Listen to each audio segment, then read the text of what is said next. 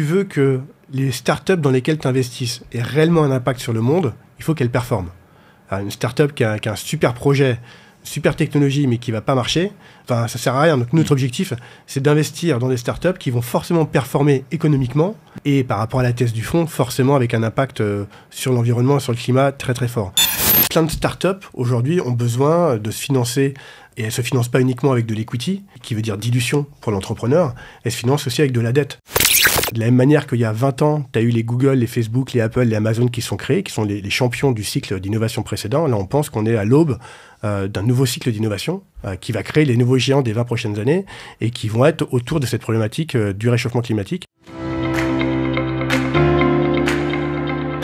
Bienvenue sur Les Investisseurs 4.0, le podcast qui explore les stratégies et les méthodes pour développer son patrimoine immobilier quand on a 40 ans, un job à plein temps et une vie de famille trépidante. Face aux grands enjeux du réchauffement climatique ou de la souveraineté énergétique, l'investisseur particulier est souvent appelé à contribution pour soutenir des efforts industriels sans avoir les moyens d'en mesurer l'impact réel. La recherche du développement durable est une boîte noire avec pas mal de bonnes intentions, mais assez peu d'éléments concrets sur les moyens mis en œuvre et les chances de réussite.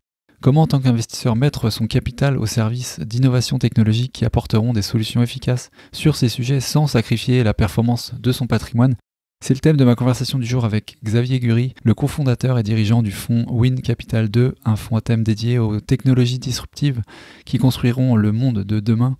Xavier est convaincu que les solutions à ces enjeux viendront des startups d'aujourd'hui qui feront des géants technologiques de demain, tout en ramenant, tu l'entendras, de beaux multiples à ces investisseurs. Au cours de la conversation, on verra quels sont les méga trends les plus prometteurs du moment pour disrupter le monde économique et technologique et pourquoi les grands groupes ne sont pas à la hauteur de ces enjeux. Comment savoir qu'un investissement est durable et quels sont les moyens mis en place par le régulateur notamment pour s'en assurer? Quelles technologies et innovations peut-on attendre dans certains secteurs, notamment le secteur de l'immobilier? Pourquoi investir dans un fonds n'est pas réservé qu'aux grosses fortunes? Comment on y entre? Comment on y sort? Et quel type de performance on peut s'attendre à en tirer? Une conversation qui rabat les cartes sur les relations entre développement durable et private equity et qui te donnera des idées sur les manières de participer plus activement sur ce segment si ça t'intéresse. Et si tu veux voir comment le fonds de Xavier a été construit, quels sont le type d'investissement qu'il réalise, tu peux télécharger la fiche d'information directement sur le lien investisseur avec un s40.com/185 que tu trouveras aussi dans les notes de l'épisode. Ça te donnera au passage un accès à la newsletter hebdo des investisseurs 4.0 pour rester toujours à l'affût de l'actualité du podcast, des infos exclusives chaque week-end dans ta boîte mail. Allez, sur ce, on attaque notre conversation du jour avec Xavier. C'est parti. Salut Xavier, bienvenue chez les investisseurs 4.0. Salut Paco. Merci beaucoup d'être là et de parler de private equity, de développement durable. J'espère en tout cas. C'était un peu l'idée de ta venue ici. Un segment qu'on n'a pas vu sur le podcast jusqu'alors, donc c'est assez intéressant. On a parlé un peu de private equity, juste pour contexte avec Blast Club. On avait parlé. C'était un schéma aussi, un modèle assez particulier. Donc, est-ce que tu pourrais peut-être te présenter pour les gens qui ne te connaissent pas déjà? Avec plaisir. Déjà, merci de m'accueillir dans ton studio. C'est très sympa. Donc moi, je suis Xavier Gury. Mon parcours, c'est un parcours en 2 étapes. Un parcours d'entrepreneur pendant une dizaine d'années, où avec mon associé Thierry, on a monté plusieurs startups.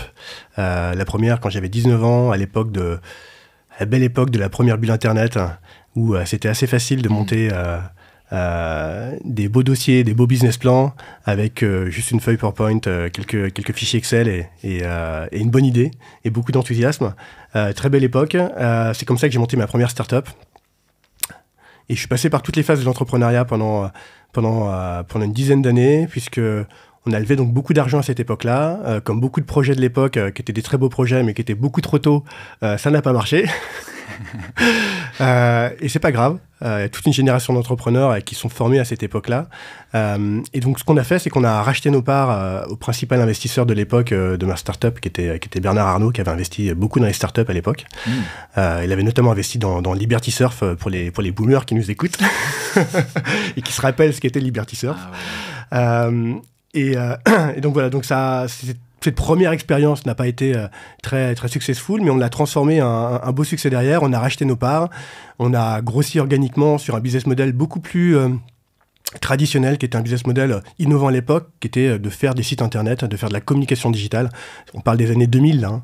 Donc, il n'y avait pas Wix, il n'y avait pas WordPress, il n'y avait pas tous ces CMS pour créer des sites. Et donc, on a créé une société qu'on a développée de 2 personnes jusqu'à 200 personnes et qu'on a fini par revendre à Publicis. Et donc, voilà, c'était mon premier fait d'armes, on va dire, entrepreneurial. Alors, ça paraît simple comme ça, la réalité c'est que c'est rarement linéaire, les projets entrepreneuriaux, c'est ce qui les rend d'ailleurs très intéressants. Mais celui-là, il a bien fini, on a fait un très bel exit. C'est Maurice Lévy qui a racheté notre start-up, donc le PDG de Publicis France. Et ensuite, on a fait notre earn-out classique dans ce genre de cas. Donc, le earn-out, c'est la période où l'entreprise qui rachète la start-up fait de la consolidation, s'assure qu'il y a une passation correcte qui est faite. Et dans notre cas, c'était insuffler le digital dans un groupe qui faisait très peu de digital à l'époque. Et à un moment donné où c'était clé de savoir faire du digital et d'accompagner les gros clients dans le digital.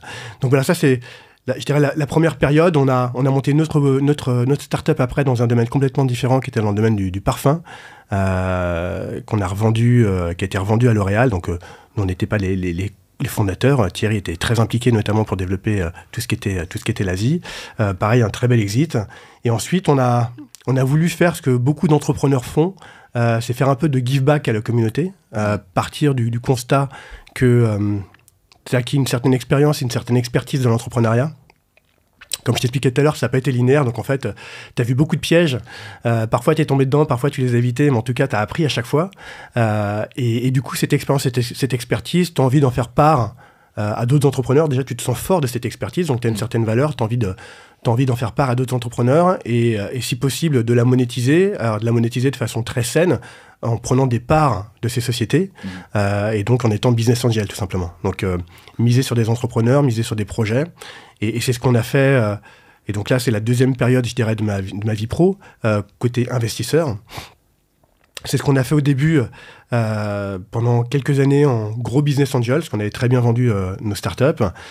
Puis finalement, ça a commencé à bien marcher. Donc on a fait des très beaux deals comme Drivey, qui est devenu Gatorand après, qui a fait son IPO il y a quelques temps, il y a 2 ans maintenant. Voilà, on a fait des très très beaux deals. On investit aussi dans des très beaux fonds à l'époque, comme Isaïe.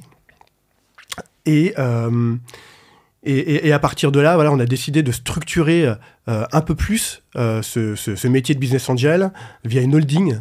Donc, c'est un peu les différentes étapes qui peuvent intéresser typiquement ton audience dans l'évolution en fait depuis l'entrepreneur jusqu'à investisseur dans un fonds. Donc la deuxième étape, c'était de se dire, voilà, on a fait plutôt des bons deals en tant que business angel, on a appris pas mal de choses. Maintenant, soyons plus forts, ayons plus de dry power, plus de financement. Regroupons-nous dans une holding patrimoniale et mettons des tickets un peu plus gros, faisons un peu plus de com autour d'une marque qui est Win Capital. Et donc, on a créé ce premier fonds, Win Capital 1, dans les années 2014-2015. Et c'est un fonds qu'on a déployé pendant 10 ans. On a fait à peu près 80 investissements, principalement en France, mais aussi pas mal à l'étranger, parce que moi j'ai vécu 4 ans à Singapour et 4 ans à San Francisco, dans la Silicon Valley. Et sur ces 80 deals, on a 28 exits et on a un multiple qui est à peu près de return, qui est de 4x, ce qu'on appelle le TVPI, qui est de 4x, donc qui montre un peu la performance du fonds. Donc c'est un fonds qui a très bien marché.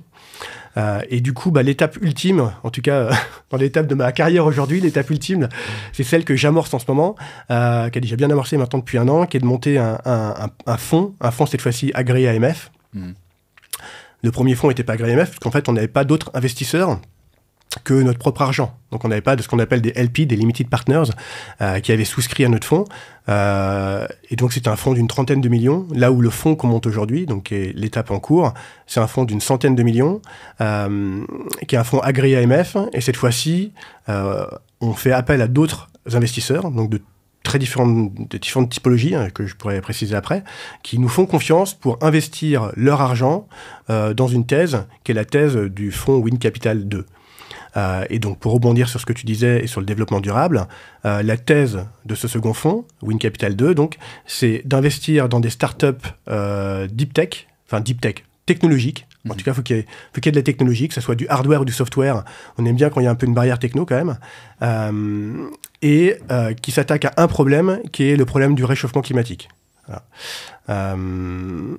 Et donc là, on est en train de lever le fonds. On a fait un premier closing à 50 millions à la fin de l'année dernière, en 2023, et on continue à fundraiser, à lever le fonds là sur l'année qui vient, et c'est plutôt bien avancé. Voilà. Non, c'est super, mais on va en reparler justement par rapport au test d'investissement de ce deuxième fonds Win Capital. Juste pour revenir par rapport à ce que tu disais, donc si je comprends bien, de 2000 à 2014, entrepreneuriat réellement, et ensuite tu as créé ce premier fonds un petit peu en mode avec Friends and Family, quoi. Ouais, c'était même Friends, parce que c'était c'est juste notre argent, mais ouais, c'est l'idée, ouais. Comment est-ce que, du démarrage même, en fait, tu as vendu à chaque fois des pontes des industries, tu vois, tu parlais du CEO, fondateur de Publicis, Bernard Arnault aussi. Déjà, de manière pratique, quand tu démarres pour créer ta startup, comment tu approches ou te fais approcher en fait pour des exits en fait de la part de patrons d'industrie? Est-ce que c'est parce que c'était vraiment le scénario à l'époque, la bulle internet, le besoin de ces industries un petit peu vieillissantes d'aller sur le média, et que c'est quelque chose qui était un peu une fenêtre d'opportunité qui n'existe pas forcément aujourd'hui? Comment Non, mais t'as raison, c'est exactement ça. Alors, la fenêtre d'opportunité, là, tu abordes un sujet qui est assez intéressant et qui est vraiment clé. C'est globalement le time to market dans n'importe quel de tes projets, que ce soit une start-up ou que ce soit un fonds. Donc le time to market de la première start-up qu'on a faite, c'était la révolution digitale, l'avènement d'Internet, l'avènement des télécommunications. Et quand tu prends les différents cycles d'innovation, ce cycle-là, donc les 20 dernières années, c'était un cycle qui était assez particulier. Les cycles d'innovation sont généralement des cycles très orientés autour de l'hardware. Enfin, la machine à vapeur, l'électricité, plus récemment les semi-conducteurs. C'est toujours des disruptions très technologiques, très fortes, et surtout à base de hardware. Voilà, c'est de là que venait la disruption. Les 20 dernières années, donc digital, transformation digitale, numérique, avènement d'Internet et des télécommunications, au final, le sous-jacent technologique... Soit il y a Internet, mais voilà, ça date de 69 maintenant, la première version d'Internet. La réalité, c'est que c'était surtout des disruptions de business model. Tu prends Blablacar, Drivey, il n'y a pas de techno. C'est juste, on utilise un excès de capacité sur le marché et on en fait un business. En plus, dans ces cas-là, qu'un business durable, parce que tu utilises l'excès de capacité qui aurait été émetteur de CO2. Mais mon point, c'est de dire que ces 20 dernières années, on n'a pas eu une disruption... hardware, technologique forte, on a une disruption principalement de business model. Et donc, quand j'ai créé ma première boîte, c'était besoin d'accompagner des entreprises qui voulaient bénéficier de ce nouveau média, de cette transformation digitale. Là, on parle des entreprises privées, mais si tu prends le public, c'était la digitalisation de tous les services publics. Chaque mairie qui avait besoin de son site internet, chaque conseil général qui avait besoin de son site internet. Voilà, c'était une époque où on était sur un cycle de transformation digitale. Le constat qu'on fait avec ce nouveau fonds aujourd'hui, c'est de dire que, cette innovation de business model, cette disruption autour de la technologie Internet, des télécommunications, aujourd'hui, c'est du private equity, c'est une commodité, en fait. C'est plus vraiment très innovant. En revanche, on est face à un nouveau challenge aujourd'hui, qui est le challenge du réchauffement climatique. Voilà, donc... moi, j'aime bien raisonner en tant que start-up, entrepreneur ou au fonds d'investissement, c'est le product market fit. Est-ce qu'on est sur un bon product market fit ? Et là, malheureusement, j'ai envie de dire, sur le réchauffement climatique, on ne peut pas trop se tromper. Le problème, il existe. Il n'y a plus beaucoup de gens qui le nient. Il y en a encore quelques-uns, mais outre-Atlantique. Voilà, le problème, il existe, donc tu ne peux pas trop te tromper. Et ce qu'on sait, et ce qu'on voit, c'est que aujourd'hui, tu as un peu un alignement des planètes pour régler ce problème-là. C'est-à-dire que le problème du climat, il y a quand même... la conscience du problème du climat, elle date maintenant de quelques années. Il y a eu beaucoup d'initiatives et de fonds qui ont été lancés sur ce sujet-là il y a une vingtaine d'années, et ça n'a pas marché. Globalement, les fonds climat de l'époque n'ont pas performé. Aujourd'hui, dans un contexte différent, tu as déjà des technologies qui sont beaucoup plus matures. Tu as une pression consommateur qui est très très forte pour que les entreprises, les industriels fassent des produits qui sont plus responsables, mieux produits, moins énergivores, moins émetteurs de CO2. Tu as une pression réglementaire qui est ultra forte et qui pousse les entreprises aussi à devoir s'adapter. Et en contrepartie de cette réglementation, tu as aussi énormément de financement qui vient de la France, qui vient de l'Europe, pour aider à faire cette transition écologique nécessaire. Et nous, ce qu'on veut aujourd'hui, c'est accompagner en fait les champions de demain, les startups, qui vont s'inscrire dans ce mouvement de la transformation écologique. Et on pense que de la même manière qu'il y a 20 ans, tu as eu les Google, les Facebook, les Apple, les Amazon qui sont créés, qui sont les champions du cycle d'innovation précédent. Là, on pense qu'on est à l'aube d'un nouveau cycle d'innovation qui va créer les nouveaux géants des 20 prochaines années et qui vont être autour de cette problématique du réchauffement climatique. Et donc, ça va être du software, du hardware, mais pour s'attaquer à ce problème-là qui est inéluctable, quoi.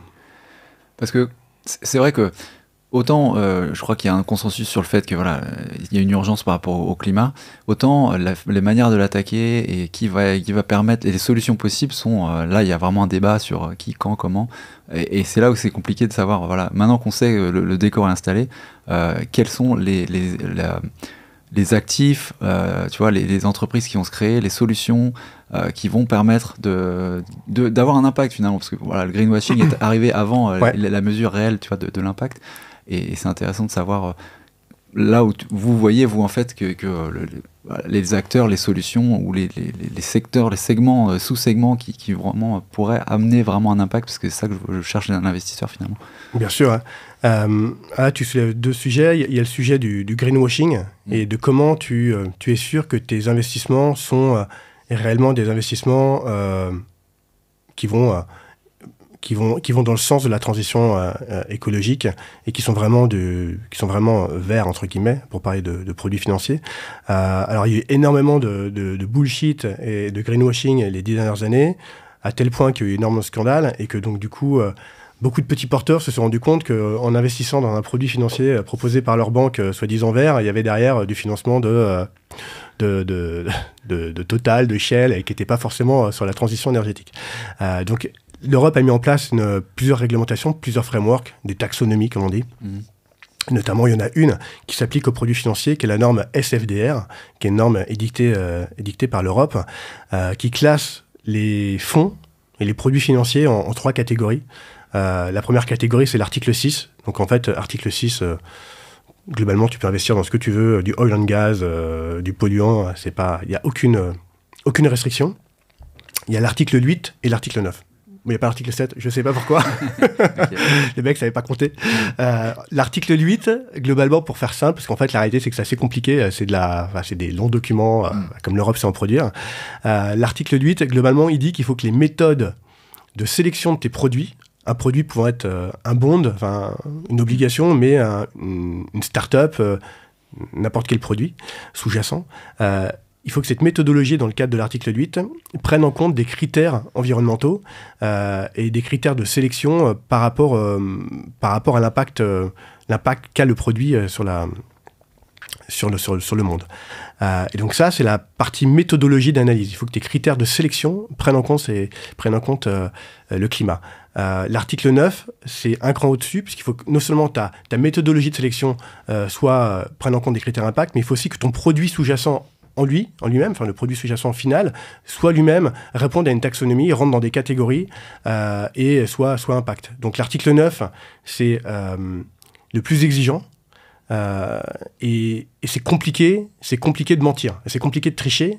Il y a énormément de reporting à faire, il y a des contrôles à faire qui sont faits régulièrement, donc on peut pas mentir. Donc un fonds qui va être un fonds article 9 va être obligatoirement un fonds qui va réellement être impact. Un fonds qui va être article 8, il a une vraie volonté de le faire et il y a une vraie méthodologie d'analyse. Mais derrière, il peut quand même investir sur des produits qui ne sont pas forcément impact. Article 6, ça ne veut rien dire. Voilà. Parce que ESG, je me souviens que ESG, quand c'est apparu, c'était un peu un fourre-tout. Il n'y a pas une vraie définition de ce que c'est ESG. Et ça, c'est l'article 8, typiquement, aujourd'hui. ESG, il n'y a pas de taxonomie, il n'y a pas de critères derrière de sélection. Il n'y a pas d'organisme qui vérifie ce que c'est un critère, un investissement ESG. Alors que là, la méthodologie SFDR, la norme SFDR, elle impose des règles. Et d'ailleurs, il y a eu beaucoup de fonds qui, à un moment donné, se sont dit, on va se mettre article 9. Et qui finalement sont repartis article 8, parce qu'ils se sont rendus compte que c'était trop compliqué en tant que reporting, et aussi en tant que sélection des produits qu'ils mettaient dedans, ils n'arrivaient plus à générer de perf, parce que parce que la thèse même de l'investissement n'était pas impact. Donc, c'était des gens qui ont tenté de faire du greenwashing, qui n'y sont pas arrivés, qui sont revenus à l'article 8. Aujourd'hui, ça s'est assez bien normalisé. Et justement, ils sont en train de penser à faire encore évoluer cette norme-là. Ouais. Ça, c'est normal, hein, les règles, elles changent tout le temps. Ouais. Et donc, ça a probablement encore un peu changé dans les années qui viennent. Tu as un exemple un peu de critères quand ils mesurent, par exemple, ou ils contrôlent, qu'est-ce qu'ils veulent voir, en fait? Ils veulent voir des taux d'émission en dessous d'un certain seuil, sur toute l'activité. Il y a d'autres comme ça, indicateurs Alors, en fait, tu as plusieurs critères qui vont entrer en ligne de compte. Tu as des critères qui vont être... En fait, dans le climat, tu as deux approches climat. Tu as ce qu'on va appeler le climate mitigation. Donc, comment limiter les émissions de CO2. Donc, c'est principalement et uniquement un seul KPI, un seul indicateur de performance qui est mesuré dans le cas des fonds mitigation, c'est combien de CO2 tu fais économiser. Un exemple, ça va être par exemple le direct air capture. Donc, toutes les technologies qui visent à capturer le CO2 dans l'air d'une méthode... Il y a différentes méthodologies. Parfois, c'est à la sortie même des cheminées d'usine. Parfois, c'est juste dans l'air ambiant avec différentes technologies. Donc là, la mesure, ça va être cette technologie-là, elle consomme combien d'un côté et elle capture combien de CO2 de l'autre. Avec parfois des approches un peu de greenwashing qui vont être basées sur... Tu fais une balance, en fait. Tu calcules combien tu as capturé de CO2, mais forcément, n'importe quel procédé nécessite de l'énergie. Donc, toute la question, comment cette énergie est produite. Et donc, souvent, il y a des projets qui nous sont présentés en disant c'est un projet hyper vert parce que, regardez, on va utiliser de l'hydrogène vert, l'hydrogène décarboné pour faire marcher notre produit, notre technologie. On va utiliser la biomasse. La réalité, c'est qu'on sait très bien qu'aujourd'hui, on n'est pas capable de produire assez d'hydrogène décarboné, assez de biomasse. Et donc, du coup, si tu prends tous les projets qui sont soi-disant verts parce qu'ils se reposent en entrée des solutions d'énergie soi-disant produites de façon verte, t'as pas assez. T'as pas assez d'énergie verte aujourd'hui en capacité pour servir tous ces projets-là. Donc, il faut vraiment regarder, il faut faire une vraie analyse, une vraie due diligence, une vraie deep dive pour être sûr que toute la chaîne est réellement positive à la fin. Et donc là, tu regardes la quantité de CO2 qui est économisée. Donc ça, c'est la partie climate mitigation. Tu as une autre approche qui est la climate adaptation, qui est plus l'approche que nous, on a choisi de prendre, sans exclure la climate mitigation. C'est toutes les solutions qui vont te permettre de t'adapter à un problème qui est déjà là, qui est déjà très concret, qui est le réchauffement climatique. Donc, comment tu fais pousser des végétaux dans un environnement très dur où il y a beaucoup de soleil, très peu d'humidité. C'est un exemple. Comment tu produis, comment tu fais marcher des clims en utilisant beaucoup moins d'énergie et sans rejeter de chaleur en dehors des bâtiments.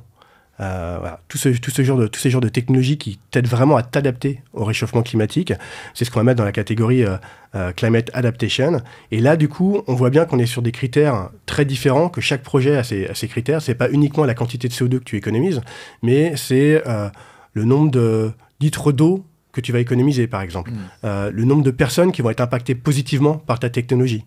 Donc là, après, les critères sont très divers et variés. Et nous, la manière dont on l'a réglé, c'est qu'à chaque fois qu'on investit dans une startup, on fait un business plan impact et on vérifie à la sortie, lorsqu'il y a un exit, que le business plan a bien été atteint. Voilà. Et comme tu dis, il y a deux approches. Tu compenses, c'est un petit peu l'histoire des crédits de carbone que tu peux racheter. En gros, tu pollues, mais tu fais des effets à côté. Bon, c'est une approche. Ouais. Comme l'adaptation, c'est plutôt justement... mais j'ai l'impression que l'horizon, du coup, est plus long terme parce que tu vas... En fait, pas forcément, parce que quand tu parles de climate adaptation, c'est vraiment là, tout de suite. Toi, si je reprends l'exemple de la clim, c'est une startup qui s'appelle Kaeli, qui fait des clims qui... très concrètement, tu l'installes, tu consommes 5 fois moins d'électricité que ton ancienne clim. Donc là, c'est vraiment immédiat. L'impact, il est immédiat sur le climat. Versus, je reprends l'exemple de direct air capture, donc la capture de CO2 dans l'air. C'est des technologies qui ne sont pas très matures encore aujourd'hui, qui sont très, pour le coup, c'est beaucoup de hardware, très capital intensive. C'est des énormes machines, des énormes procédés industriels assez longs. Et du coup, là, on est sur des horizons un peu plus lointains. Nous, pourquoi on a choisi justement la climate adaptation ? C'est que ça nous semblait plus compatible avec des cycles d'investissement d'un fonds. Un fonds, ça investit pendant 10 ans. Enfin, ça investit pendant 3-4 ans, mais ça a une durée de vie de 10 ans. Donc, il faut être capable de servir du retour financier à tes investisseurs dans les 10 ans. Donc, une start-up que tu vas faire dans 4 ans, la réalité, c'est qu'elle a encore 5-6 ans pour réellement devenir mature technologiquement, commercialement, et pouvoir trouver un premier exit. Dans un time de temps de 6 ans. Donc, il ne faut pas que tu sois sur des technologies qui sont justement trop long terme. Il faut qu'on soit sur des approches un peu plus concrètes. Parce que typiquement, dans ton exemple-là, en fait, au bout de 10 ans, il faut qu'elle ait déjà des produits qui génèrent du cash flow. Alors, pas forcément. D'accord. Ça, c'est le cas idéal. Le cas idéal, tu as investi dans une start-up qui a trouvé son play commercial et qui, en quelques années, a déjà du chiffre d'affaires. Parce que nous, on investit assez tôt. On investit quand il y a déjà quelques clients qui testent la technologie, parfois un peu de revenus, mais on investit quand même assez tôt. Ce qu'on appelle de l'early stage, de ce qu'on appelle de la série A ou du seed. Et donc, du coup, il faut que soit la start-up, effectivement, elle atteint un milestone commercial, elle fait du chiffre d'affaires. Alors, ça peut être très varié. Si, par exemple, on parle de software, tu peux être sur des approches SaaS, donc Software as a Service, où tu as du revenu récurrent tous les mois. Et donc là, calculer la valorisation de la startup, c'est classique parce que c'est empirique. Ça fait 10 ans qu'on valorise des startups qui font du software de cette manière-là. Salesforce, ton abonnement iTunes, tout ça, c'est du SaaS. Tu payes tous les mois et tu es loqué d'une certaine façon. Et donc, on sait comment le valoriser. Et donc là, assez rapidement, à la série d'après, on peut imaginer sortir, faire un peu ce qu'on appelle de secondaire et déjà faire un exit. Et donc là, on est sur des approches software. Quand tu es sur des approches hardware, tu as 2 solutions. Soit la première solution, la startup, elle va finir par avoir une technologie mature, commencer à la vendre, faire du chiffre d'affaires. Et donc, dans ce cas-là, la startup va se faire racheter ou va faire un exit sur la base du chiffre d'affaires qu'elle fait. Soit parfois, ce qui arrive, c'est que la startup est rachetée très très tôt parce qu'ils ont une technologie qui est très très disruptive et des grands groupes en fait veulent mettre la main dessus très très vite parce que ça règle un vrai problème et que ça va leur faire gagner 10 ans de R&D. Sachant qu'une start-up est généralement beaucoup plus rapide qu'un grand groupe et que parfois la start-up elle a 5-10 ans de R&D dans un laboratoire avant. Donc en fait, parfois quand l'entreprise rachète la petite start-up, il y a 10 ans de R&D qui ont été faites derrière. Et là, peut-être pas de chiffre d'affaires, mais il y a une techno, une équipe qui a fait ses preuves. Parfois, elle a testé elle-même la solution et elle se dit, soit je la rachète maintenant et j'en fais un vrai competitive advantage par rapport à mes concurrents, soit j'attends un peu plus tard, mais du coup, elle vaudra plus cher. Donc, parfois, il y a un rachat qui se fait assez tôt. Ça peut arriver que dans les 2 ans, 3 ans, tu fasses un très, très bel exit. Ouais, donc c'est pour ça que même si on prenait l'exemple des 3 ans d'investissement, 10 ans avant une sortie, en réalité, il y a plus peut-être potentiellement d'années que la structure a commencé à travailler, dans ton cas, par exemple, avant même qu'elle aille au private equity. Bien sûr, ouais, tout à fait. Nous, les startups, il y en a qui ont 1 an, 2 ans d'existence, et il y en a qui ont fait 10 ans en laboratoire avant. Dans un court instant, on verra comment entrer, sortir d'un fonds de private equity, comment choisir sa cible d'investissement et comment s'impliquer sans forcément apporter un gros capital. À tout de suite. Vous croyez beaucoup aux startups aujourd'hui, vous, dans votre modèle, forcément, c'est du private equity.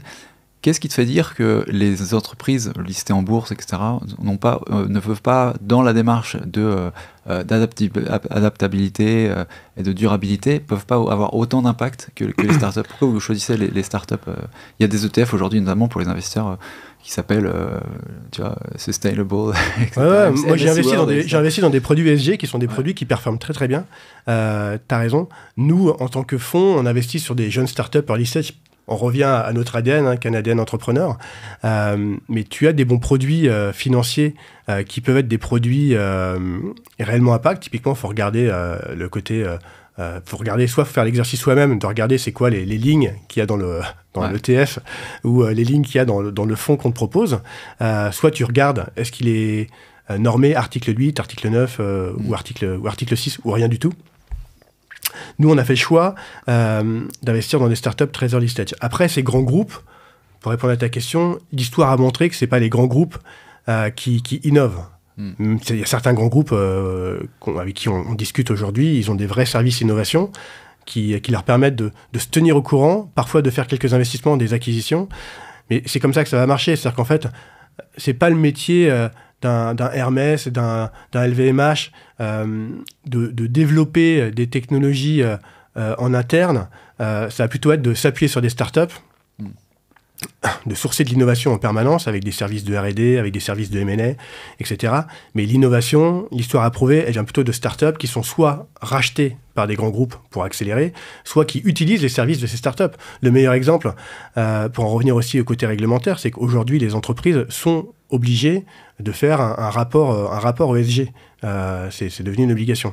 Et il y a plein de startups comme Greenly qui aujourd'hui se positionnent sur ce marché-là pour accompagner les grands groupes et être capables de faire leur bilan carbone et de les aider à faire leur reporting et la mesure et éventuellement faire des préconisations. Et cette approche software pour mesurer l'empreinte carbone d'un groupe et faire du reporting, aujourd'hui, on voit des sujets très intéressants sur de la verticalisation. C'est-à-dire que Greenly, c'est une approche assez large. Il rentre dans quelques niches, mais c'est forcément très très large. Il y a des startups qui sont expertes. Donc tu vas avoir des startups qui sont expertes dans la partie impact de la construction, le bâtiment, comme DeepKey. Tu vas avoir des startups comme Soft qui sont expertes sur la mesure de l'impact carbone des départements IT. Tous les services. Donc, parce que il y a des domaines métiers très particuliers qu'il faut creuser, il faut rentrer dans le détail. Et donc tu as toute cette verticalisation aujourd'hui de start-up qui se créent sur la mesure et le calcul de l'empreinte carbone, et c'est réglementaire aujourd'hui. Donc les grands groupes sont obligés de s'appuyer sur ces start-up-là aujourd'hui. Ouais. Donc ça revient un petit peu à l'exemple que tu faisais au début. Quand toi, tu as créé ta boîte de médias, enfin des startups dans le média, les boîtes étaient obligées de l'acquérir parce qu'elles n'avaient pas autant de besoins. Là, elles ont des besoins réglementaires, mais entre une contrainte réglementaire et une envie de pousser et mettre tout leur effort là-dedans, il y a quoi. Ta question, c'est pourquoi est-ce qu'aujourd'hui un grand industriel va faire cette démarche de sa transition, de sa mutation écologique. Tu vas en avoir deux. Tu vas avoir le réglementaire et tu vas avoir le côté ROI, qui est qu'aujourd'hui, l'énergie coûte de plus en plus cher et que quand tu arrives à disrupter, par exemple, un haut fourneau qui aujourd'hui marche avec du gaz et que demain, tu sais que potentiellement, le gaz va devenir beaucoup plus cher que l'électricité, notamment en France parce que le nucléaire, tu as intérêt à regarder des technologies qui vont te permettre de transformer ton four à gaz en un four électrique. Ou en utilisant des pompes à chaleur de nouvelle génération, qui du coup, tout ça contribue, ça participe à l'électrification du monde industriel et du monde de façon plus générale. On sait qu'aujourd'hui, avec à la fois les ENR, les énergies renouvelables, et à la fois avec le nucléaire, on est en train de construire tout un écosystème d'énergie renouvelable, donc de l'électrification. Il y a un vrai aujourd'hui, je crois que, je vais pas dire des chiffres, je vais me tromper, mais globalement, aujourd'hui, on est, notamment en France, on est très, très, très en retard sur toute la partie ENR. Il y a des énormes programmes pour électrifier toute notre production d'énergie, déjà avec le nucléaire, mais avec les ENR. Avec tout un écosystème derrière qui doit se mettre en place. C'est-à-dire que les ENR, elles produisent de l'énergie, pas forcément quand on a besoin, donc il faut être capable de les stocker. Donc tu as énormément de projets de batteries stationnaires qui sont là sur le backbone RTE pour être capable de stocker cette énergie quand on a besoin et de la décharger quand on a besoin aussi, en fonction des prix de marché, etc. Tout ça se met en place. Il y a une électrification du monde qui se met en place, et pour ça, il faut aujourd'hui des startups qui viennent pour permettre cette électrification du monde et permettre aux industriels, parce que c'est quand même là qu'il y a beaucoup de pollution, de s'électrifier et de transformer leurs process qui sont aujourd'hui au gaz ou au charbon en des process électriques. Ça c'est le point fort si on regarde un peu justement les méga trends que vous regardez, ouais. les choses pour lesquelles aujourd'hui on n'est pas devin, mais qui pourraient nous amener là où on veut aller, c'est-à-dire quelque chose de plus durable. Ouais, c'est une super question, ça. Écoute, tu as plusieurs choses que nous on voit. Donc, tu as celle dont je viens de parler, qui est l'électrification des procédés industriels hyper énergivores et très, très émetteurs de CO2. Donc, il faut réussir à les faire autrement. Et si tu fais de l'électricité et que cette électricité est propre, tu décarbones énormément. Tu as une autre verticale qui est très en vogue en ce moment et qui a un impact énorme, qui est tout ce qui est autour de l'économie circulaire, et plus précisément la gestion des ressources et ce qu'on appelle le waste management. Donc c'est comment tu revalorises des déchets. Et là-dessus, et sur la circularité aussi des matières premières.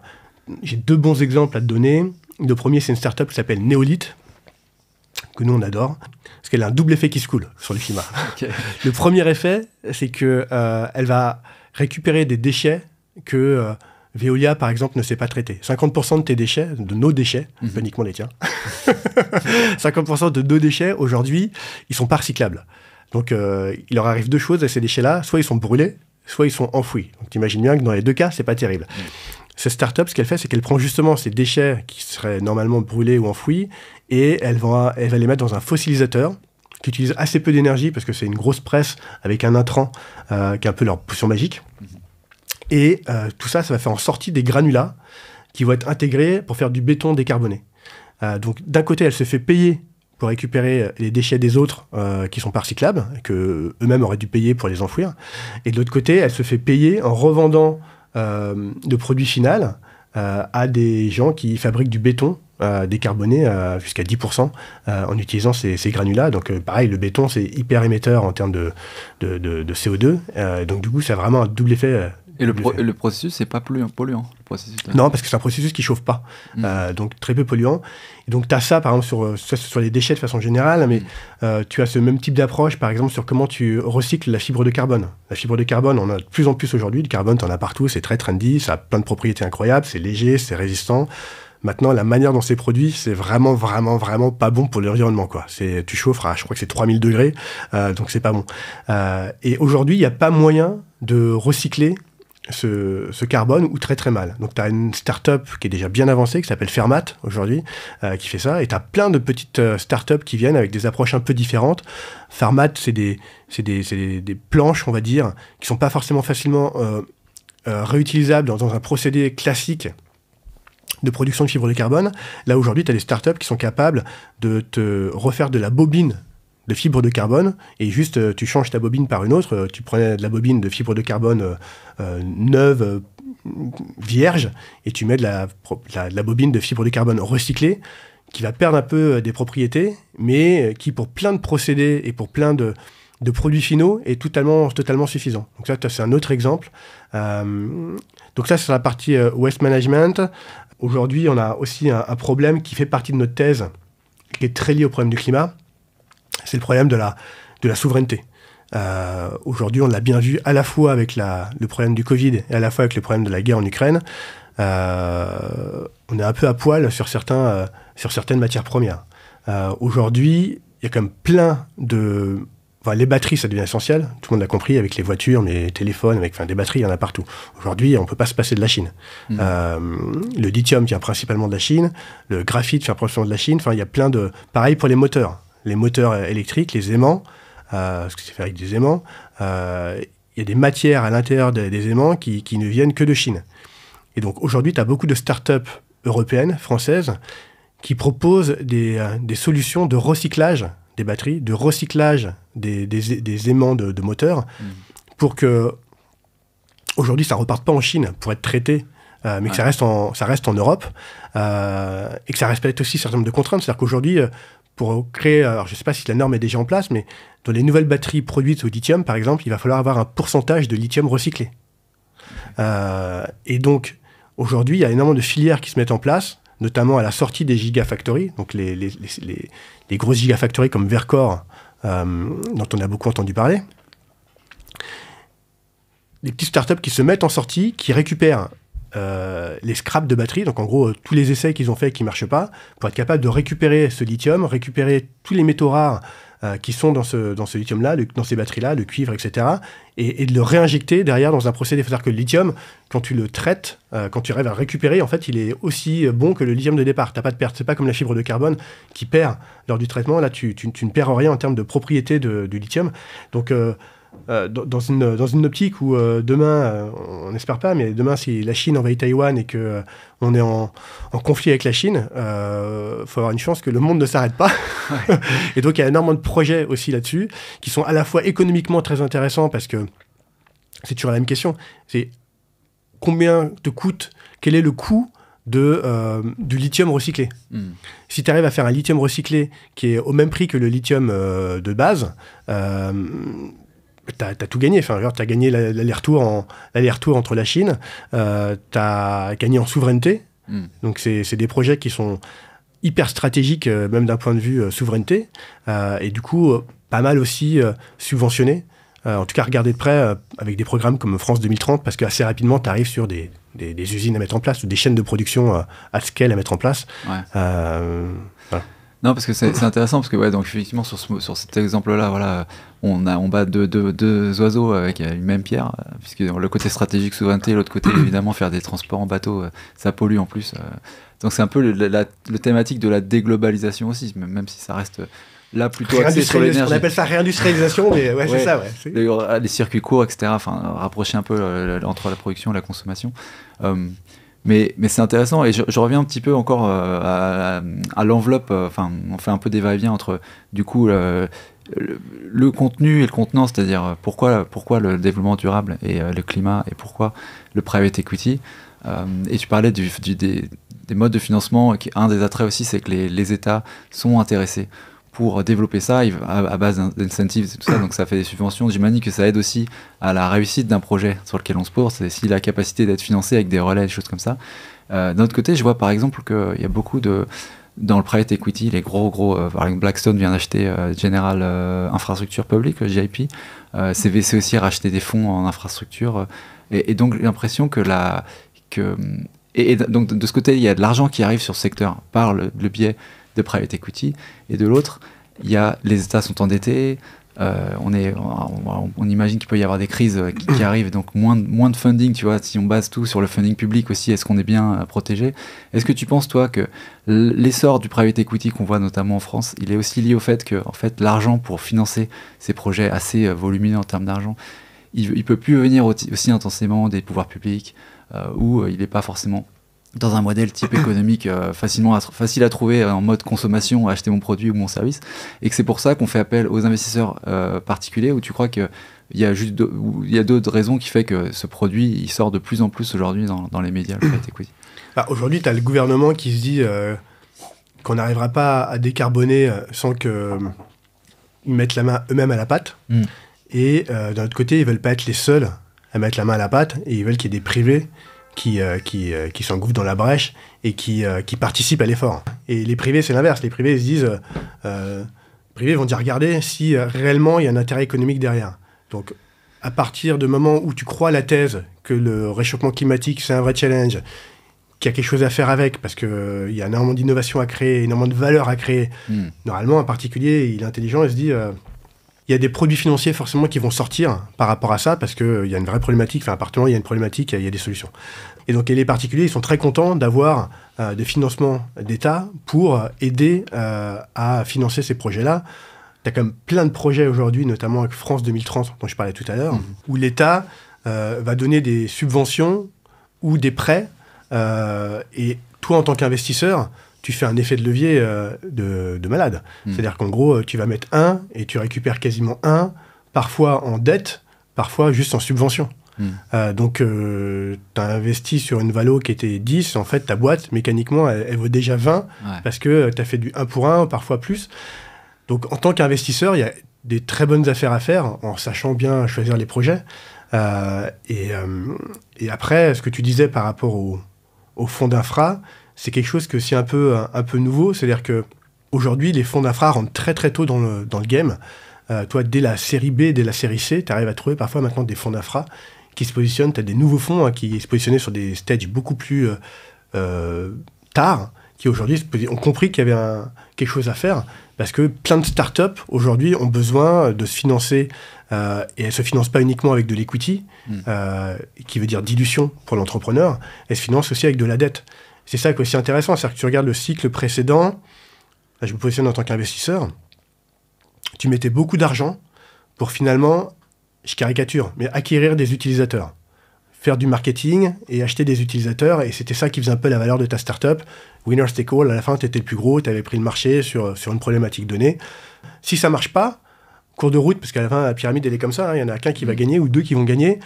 Toutes les startups en cours de route, elles valent rien, enfin toi il reste rien à la fin. Elles n'ont pas gagné, elles font pas partie des deux leaders du marché, elles sont mortes. Là, sur les projets qu'on voit, tu as souvent justement un asset technologique derrière. Déjà, quand tu regardes les chiffres, tu arrives à je prends le cas d'une deep tech. Une deep tech arrive au statut de licorne beaucoup plus rapidement et avec beaucoup moins de financement qu'une start-up de l'ancien cycle où tu devais mettre des centaines de millions pour acquérir des utilisateurs et faire du marketing principalement. Et en plus de là, tu as quand même un vrai asset technologique. et c'est à cette technologie, pour en revenir au financement, il peut être financé par de la dette. Ce qui veut dire aussi moins de dilution pour l'investisseur. Parce que quand tu construis une usine, tu achètes des machines. Ces machines-là, derrière, tu peux les financer avec de la dette. Ouais. Donc, c'est pas uniquement de l'equity avec de la dilution. Donc, toi, en tant qu'investisseur, c'est plutôt pas mal, quoi.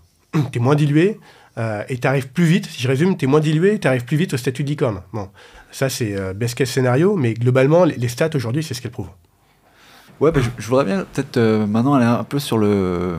comment dire du côté investisseur au côté pratique d'investir en private equity et puis après en private equity dans des fonds article 9 comme c'est le cas Win Capital 2.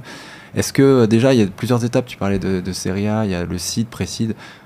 Globalement, comment tu vois pour un investisseur dans quelle catégorie rentrer, risk reward, facilité, tu vois, comment horizon Ouais, alors là je vais pas dire grand chose de révolutionnaire, hein. Plus tu rentres tôt, plus tu as de risques, mais plus tu as de chances de faire un gros effet de levier et un gros multiple à la fin. Et plus tu rentres tard, et c'est l'inverse, plus tu rentres tard, plus la technologie est dérisquée, plus tu as réussi à prouver que le marché existait, tu as déjà des clients, donc tu es sur une problématique qui va être plus de monter une énième usine plus grosse, d'aller chercher de nouveaux marchés à l'étranger, etc. Donc c'est sur des problématiques différentes. Qui sont d'une certaine façon quand même dérisqués et du coup tu vas faire des multiples qui seront moins importants.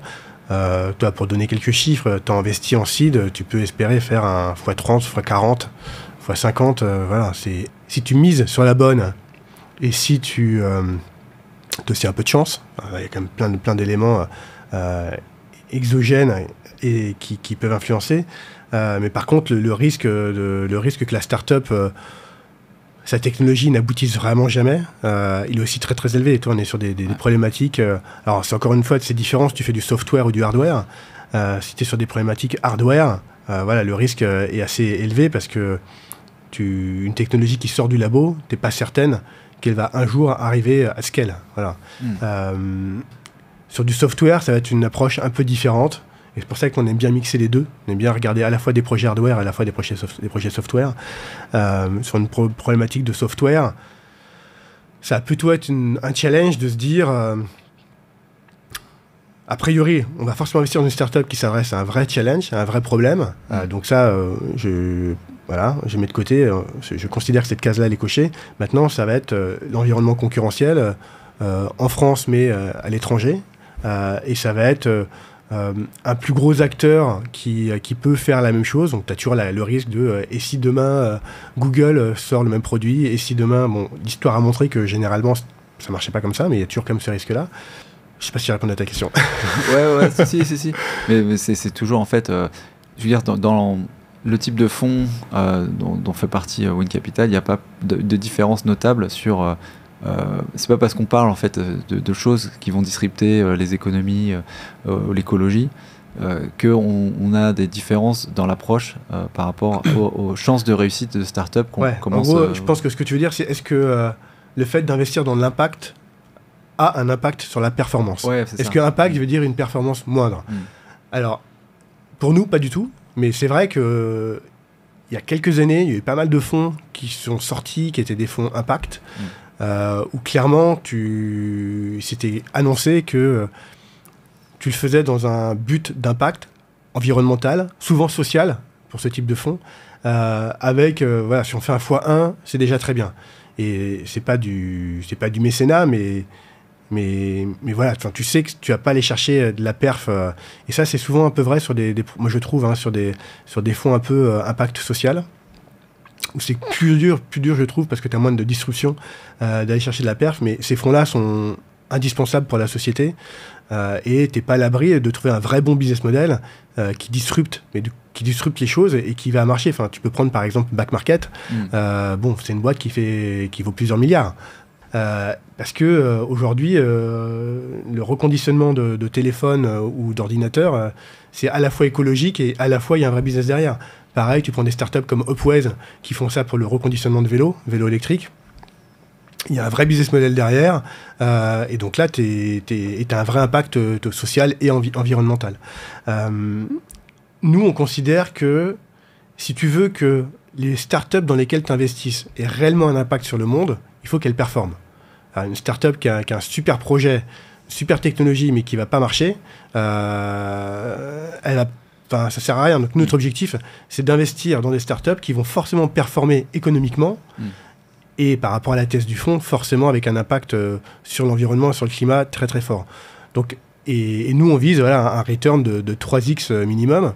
C'est notre objectif. Et on ne souhaite pas faire de compromis de l'un par rapport à l'autre, entre l'impact qui est by design par rapport à notre thèse du fonds, et puis la perf qui est ce qu'on a produit à nos investisseurs. Nous, on a mis beaucoup d'argent avec mon associé dans le fonds aussi, donc on est complètement aligné avec nos LP, donc on a aussi envie que ça génère de la perf. Mais c'est vrai que tu as eu une période qui est un peu moins vraie aujourd'hui, de fonds qui arrivaient un peu sur le trend impact, où tu te dis, par rapport à la thèse, par rapport au premier deal qu'ils ont fait, ils sont plus sur une approche de dire on va faire du x1 et on aura un vrai impact. Et là, tu peux te poser la question, dans ce cas-là, en tant qu'investisseur, est-ce qu'il ne faut pas mieux le mettre dans une fondation, mais le mettre dans où c'est défiscalisé et finalement, tu auras peut-être le même impact à la fin. Voilà. Donc, oui. Toi, tu vises avec son fonds, donc 3x sur un horizon de... sur un horizon de coût de 10 ans. De 10 ans, ok. Et sachant qu'on est sur la même dimension à peu près que le premier fonds, vous pensez à l'arrivée à 80 Nous, on vise 100 millions. 3x, c'est la target qu'on se donne. Et après, il suffit d'avoir un ou deux fund returners dans le fonds et tout de suite, tu peux aller beaucoup, beaucoup plus haut. Sur le premier fonds précédent, on était à 4x. Donc voilà, on aimerait bien faire quelque chose autour de la même perf, quoi. Et sur les nombres de positions, est-ce que pour un investisseur, avoir par exemple 10 positions et espérer qu'il y en ait une ou deux qui rattrapent les 8 autres qui vont faire défaut, c'est à peu près... Alors ça va dépendre de la maturité, à quel stage l'investisseur investit. Si tu investis sur du seed, en tant que business angel typiquement, moi ce que je conseille, c'est une approche où tu investis dans... Alors ça dépend le patrimoine de chacun, mais tu investis dans peu de startups, mais par contre tu es vraiment impliqué dans la startup. Tu accompagnes vraiment l'entrepreneur. Tu apportes une certaine expertise. Souvent, les business angels, c'est des gens qui ont gagné de l'argent parce que soit ils ont vendu leur startup, soit parce qu'ils ont un certain âge et qu'ils ont acquis un patrimoine au fur et à mesure. Et donc, une certaine expérience aussi, une certaine expertise. Moi, je conseille plutôt de s'investir dans peu de startups, mettre des tickets un peu plus gros, mais d'être vraiment proche de l'entrepreneur pour être capable de savoir ce qui se passe réellement dans la startup, de la suivre et que l'entrepreneur te considère. Parce qu'en fait, les business angels, c'est un peu triste, mais on est la première pierre à l'édifice et les premiers believers dans la startup, et souvent les premiers oubliés lorsqu'il y a un fonds qui arrive. Et si tu veux pas être oublié à ce moment-là, il faut que tu sois proche de l'entrepreneur. Il faut que tu saches quand il y a un événement de liquidité sur la startup, est-ce qu'il faut réellement remettre ou pas. Parfois, tu reçois un email en tant que business angel, on te dit voilà, il y a un nouveau tour de table, si tu veux participer, participe. Tu sais pas si c'est défensif, si c'est offensif. Et ça, en fait, quand tu as mis dans 20 startups des petits tickets de 10K, 50K, et que tu n'es pas actif et que tu n'es pas proche de l'entrepreneur, au final, tu sais pas. Et tu fais forcément les mauvais choix. Donc, moi, soit il y a beaucoup, beaucoup d'argent et c'est un peu du kima, tu mets plein de petits tickets et c'est du volume. Et dans ce cas-là, en faisant un minimum de sélection, tu sais qu'à un moment donné, tu auras quelques fund returners et ça peut marcher. Et moi, l'approche que je considère la meilleure, c'est peu de tickets, des tickets sur lesquels tu apportes une vraie valeur ajoutée, sur lesquels tu vas être proche de l'entrepreneur, créer une réelle relation. C'est aussi, je trouve, plus agréable et plus valorisant. Ça prend un peu plus de temps, mais au final, pas forcément plus que si tu avais fait 10 tickets et que tu suivis un petit peu. Il faut me faire 3-4 tickets que tu vas vraiment suivre. En sélectionnant bien tes tickets, on est en une vraie relation avec l'entrepreneur, et là, je pense que tu performes plus. Et ça, c'est pas illusoire de penser que le retailer, le particulier peut avoir ce poids-là auprès de l'entrepreneur, avec un ticket à 100 000, 200 000... Si tu investis tôt, non. Si tu investis tôt... Si tu investis tôt, je prends même le contre-exemple, si tu investis très tôt, tu peux même rien investir du tout, et juste avec ton expertise et ton expérience, tu vas avoir, au contraire, on va te donner des BSA, des obligations, que tu pourras convertir au tour d'après, et on va quasiment te les donner, on va te les faire acheter très peu cher, et là, ce qu'on va valoriser, c'est l'impact, le nom que tu peux avoir aussi, le réseau que tu peux avoir, et dans ce cas, tu n'as même pas besoin d'investir ou très peu besoin d'investir. Moi, je trouve que c'est bien quand le business angel, il met aussi un peu d'argent pour être vraiment aligné aussi. Voilà. Ouais, un peu skin in the game. Exactement. Mais aujourd'hui, peut-être pas moi, je suis pas dans les bons réseaux forcément, mais il y a des des possibilités d'approcher des entrepreneurs. Si on a par exemple une expertise, on a bossé 10 ans dans un secteur, on est très bon là-dedans, on ne veut pas forcément monter sa boîte, mais on veut être un peu impacté esprit entrepreneurial. Est-ce qu'aujourd'hui, il y a des endroits où, des forums, je sais pas, des endroits où on peut aller piocher un petit peu sur là où on pourrait apporter notre valeur ajoutée sur très early dans un projet qui nous plaît? Il y a pas mal d'événements start-up quand même. En France, on est quand même bien lotis avec ça. Il y a quand même plein d'événements start-up. Sur des sujets très tech, tu as des démo days qui sont faits par les laboratoires, par exemple. Ouais. Après, tu as les club deals qui marchent bien. Les club deals, des club deals comme Asterion, par exemple, très sur les mêmes thèses que nous, climat, un peu plus early, où tu peux, en tant que LP, investisseur dans la start-up, réellement faire valoir ton expertise et ton expérience auprès des start-up. C'est le business model de ce type de club deal. Après, tu as des club deals où c'est un peu plus just based on money. Mais tu as des club deals un peu thématisés où là, tu peux vraiment déployer ton expertise et vraiment apporter quelque chose et plus facilement aussi rentrer sur les tours. C'est vrai que c'était le risque, c'est si tu n'as pas une réelle expertise forte à apporter à l'entrepreneur, tu te retrouves un peu sur les moins bons deals. Parce que du coup, les très bons deals, ils sont sursouscrits. Et pourquoi est-ce qu'ils vont te prendre toi, qui va amener un peu, ça fait une ligne de plus dans la cap table, ça va pas trop les intéresser. Mais c'est toujours pareil, on en revient à la même chose. Si tu as du temps un peu à consacrer, que tu as une certaine expérience, une certaine expertise, ça peut être juste une expérience d'entrepreneur ou de management de grands groupes ou de réseau, tout simplement. Tu as un bon réseau dans un domaine. Je sais pas, tu as bossé chez Voelia, je suis sûr que des startups vont être intéressés à bénéficier de ton réseau, ton expérience, ton expertise, de savoir comment ça marche dans un grand groupe, parce que justement, ce grand groupe-là, c'est potentiellement un client ou un acheteur pour moi. Donc, voilà, faut trouver l'angle. Faut toujours trouver l'angle qui va te permettre de te vendre en tant que business angel auprès de l'entrepreneur. Ouais, c'est intéressant. Moi, j'avais une autre image du business angel. Je pensais que c'était que les DAF de groupe qui étaient à la retraite, qui cherchaient un petit peu d'intérêt intellectuel avant la retraite. Non, mais c'est super. Maintenant, tu as des gens à la retraite qui sont hyper impliqués. Nous, on a un LP qui est, je pense qu'il a plus de 60 ans, 65 ans, qui est un expert dans le domaine de l'agriculture, qui est impliqué, qui passe son temps à voyager dans tous les sens, et toi qui m'a impliqué chez nous, et il veut être impliqué chez nous, et moi je l'ai en tête comme étant un expert sur n'importe quel sujet lié à l'agriculture, qui est une thématique forte, c'est de notre fond. Je sais que je peux l'interroger, et je pense qu'il a au moins 65 ans. Ouais. Je le vous vois, et je crois que je n'ai pas beaucoup de LP que je vous vois, donc... D'accord, ouais. Okay. Et donc voilà, il y a des business angels comme ça qui sont encore très impliqués, qui ont encore énormément d'énergie, ouais, après, le business angel qui veut juste un peu jouer et se divertir, je dirais c'est bien pour l'entrepreneur, mais c'est rarement ceux-là qui performent le plus à la fin, quoi. Parce qu'on peut avoir une approche, en fait, en tant qu'investisseur, pas forcément comme vous avez créé carrément un fonds, mais se positionner sur un axe, en fait, transversal qui nous intéresse et aller mettre des tickets sur 3, 4, 5 boîtes qui ont cet objectif, ou on va dire qui sont sur cette transversale. Et en fait être un petit peu comme entrepreneur, mais comme on disait avant, avec assez peu de fonds, assez peu de risques, et si ça plante, quoi. C'est un peu l'idée. Ouais, c'est une autre approche. Après, tu as aussi tu peux aussi avoir une autre approche qui est de dire je veux être super actif dans une startup, je mets beaucoup d'argent, je prends 10-15% de la startup et je suis un rôle actif dans la startup. Chairman, advisor,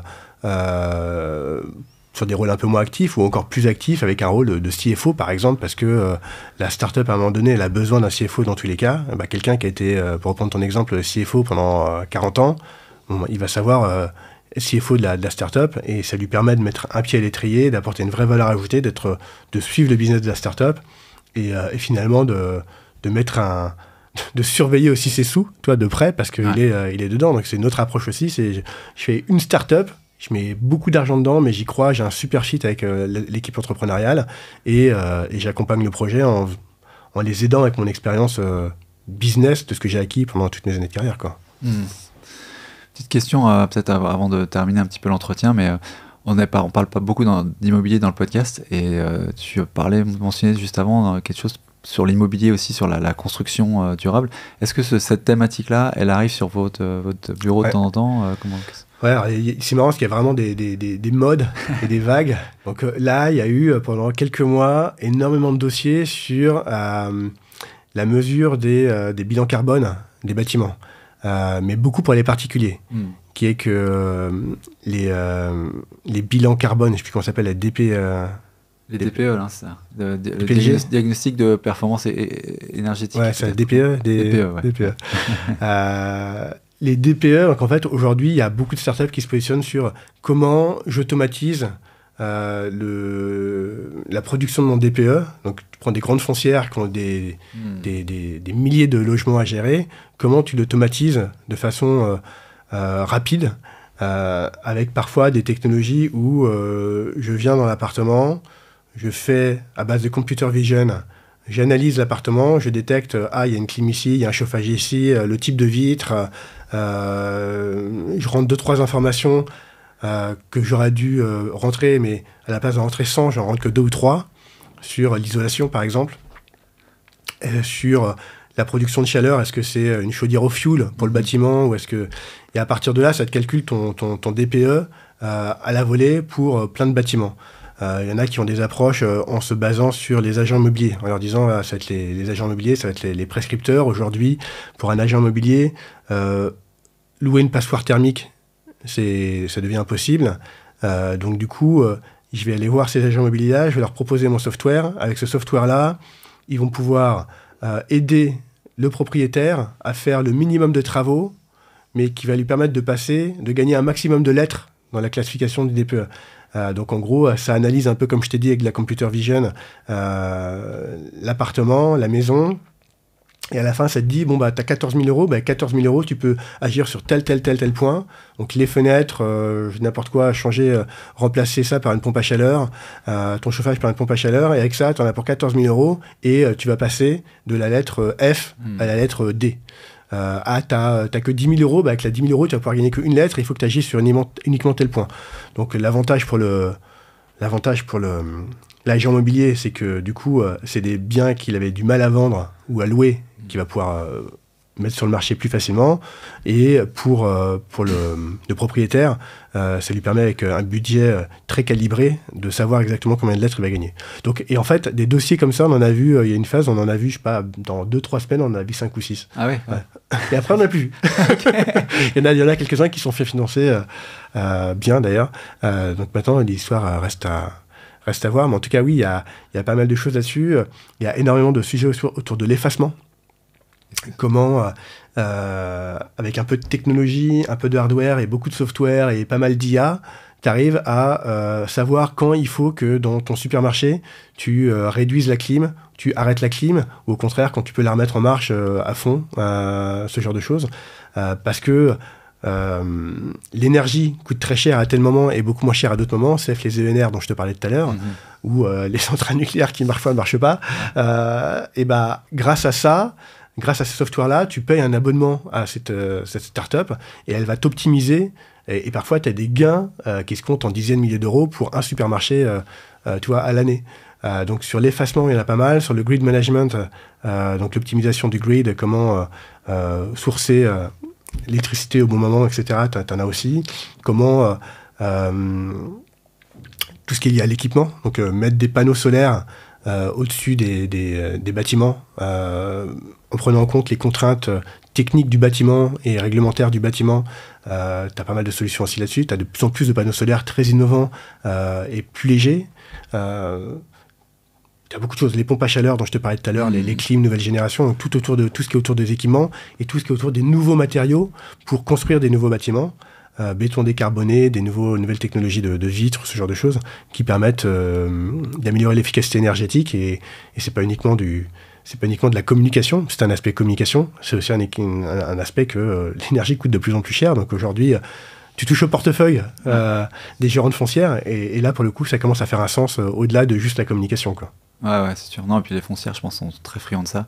Les investisseurs aussi, par rapport au DPE, et c'est déjà quelque chose qu'ils essaient de faire aussi, de calculer un petit peu, mais vraiment à la volée, parce que opportunité à l'achat, et pour ensuite, si c'est pour un budget réduit de vendre après plus cher, effectivement, il y a une grosse oui, puis les DPE, jusqu'à présent, c'était pas... la personne qui faisait le calcul du DPE, c'était pas quelque chose qui était opposable au réglementaire. Là, aujourd'hui, tu tu me dis que mon bâtiment que tu m'as vendu, il est C, et je le revends 1 an plus tard, et il y a quelqu'un d'autre qui me dit qu'en fait il est F, potentiellement je peux te poursuivre, alors qu'avant c'était pas le cas. Ouais. Maintenant il y a quand même un peu plus de... Je pense que ça va se normer un petit peu, et se réguler un petit peu, donc d'où l'intérêt pour certaines startups de s'engouffrer un peu dans cet aspect réglementaire. Voilà. Ça marche. Pour les gens qui veulent participer, essayer de faire le x3 en 10 ans et rentrer dans le fonds Win Capital 2, c'est quoi les conditions? Comment... C'est 100 000 euros le ticket d'entrée, c'est un ticket de 100 000 euros. C'est défiscalisé, parce que c'est un fonds réglementé AMF, c'est un FPCI, donc complètement défiscalisé. Et on est aussi éligible au 150 OBTR. Alors, le 150 OBTR, ça fait peur comme ça, c'est le réemploi. C'est pour tous les entrepreneurs ou tous les investisseurs qui ont fait des exits. Tu as une solution. Si tu ne veux pas passer par la 15 impôts tout de suite, tu peux faire un report d'imposition en apportant tes titres que tu vends, donc soit de ta start-up, soit d'une start-up dans laquelle tu investis. Tu peux choisir de l'apporter à une holding juste avant la vente. Et du coup, cette holding-là, en contrepartie de ne pas payer les 30% de capital gain, elle s'engage à réinvestir 60%, je crois que maintenant c'est 60%, non, c'est 50% maintenant, 50% dans les 2 ans. Et donc, tu as 2 ans pour investir 50% de ça, mais du coup, tu passes pas par la case impôt. Donc, quand tu es vraiment dans une logique de faire tourner ton argent et de réinvestir, c'est intéressant. Il y a peu de fonds comme le nôtre qui sont éligibles. Nous, on est éligibles. Et ça a aussi un intérêt, c'est que à la place d'avoir uniquement 2 ans pour réinvestir dans des startups, parce que globalement, c'est ça l'objectif, tu peux pas investir dans des actions cotées.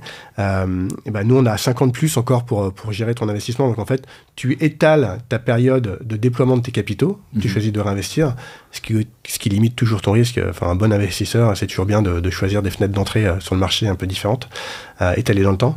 Donc, voilà. Et le ticket moyen, c'est 100 000 euros. C'est ouvert à la fois à des particuliers ou à des entreprises. Tu peux investir en holding. Et si on rentre dans ce fonds, on sort comment en fait? Tu sors donc sous forme de capital gain et il y a des sorties. Donc la manière dont ça marche, c'est une bonne question, si tout le monde n'est pas familier avec cet aspect-là, c'est que tu as des appels de fonds. Donc quelqu'un qui va s'engager à mettre 100 000 euros par exemple dans le fonds, il va être appelé 20 000 euros la première année. Et après, c'est 15 000 euros à peu près les 3-4 années suivantes. Et généralement, le dernier appel de fonds n'est pas fait parce qu'en fait, les exits des premières startups permettent de couvrir les appels de fonds finaux. Et donc, du coup, quand on parle de 100 000 euros, il ne faut pas avoir 100 000 euros disponibles tout de suite. Il faut avoir 100 000 euros disponibles sur 4-5 ans. C'est 20 000 par trimestre? Ouais, c'est 20 000 au début et après, c'est 15 000 à peu près par année. Par trimestre, par année. Donc ça s'étale finalement beaucoup ça s'étale sur beaucoup de temps. Donc c'est vrai que 100 000 euros, ça peut paraître une somme importante, mais comme tu l'étales sur 4-5 ans, ça passe plutôt bien. Et pour répondre à donc en fait, l'exit, c'est dans les 10 ans qui suivent. Donc si le fonds performe très très bien et très très vite, tu peux avoir des retours à vendre. Nous, on a pour objectif de rendre x1 au bout de 6 ans. C'est ce qu'on a fait dans le précédent fonds. On a toujours bien fait circuler l'argent parce qu'on a su sortir au bon moment, faire du secondaire, quand parfois d'autres fonds rentrent. Tu fais le pari inverse, tu te dis, bon, bah, là j'ai déjà fait un x20, ok, peut-être que j'en ai encore plus à venir, et d'ailleurs il y a Sequoia et Tiger qui rentrent quand moi je sors, mais ok, je sécurise une partie, et parfois ça marche, parce que quand tu as des crises juste après, par exemple dans les fintech en 2021, si tu as fait le pari de sortir une partie en 2021, tu as celui qui a la meilleure perf de la cap table parce que tout le monde est resté, voire a remis de l'argent sur une valo très haute et les valos se sont écroulés juste après. Donc c'est toujours intéressant quand même de banquer un peu au fur et à mesure. Et donc l'objectif, c'est de rendre un x1 au bout de 6 ans pour faire tourner un peu l'argent. Voilà. Ça marche. Où est-ce que les gens peuvent te contacter s'ils veulent rentrer en contact? Ils peuvent me contacter par email. C'est Xavier@wind, comme le vent, wind.capital. Xavier@wind.capital. Okay. Et sinon, sur LinkedIn, Xavier Gury, je suis assez facilement trouvable. Ça marche. Xavier, merci beaucoup pour ton temps. Merci Paco pour tes questions. À très bientôt. À bientôt. Ciao.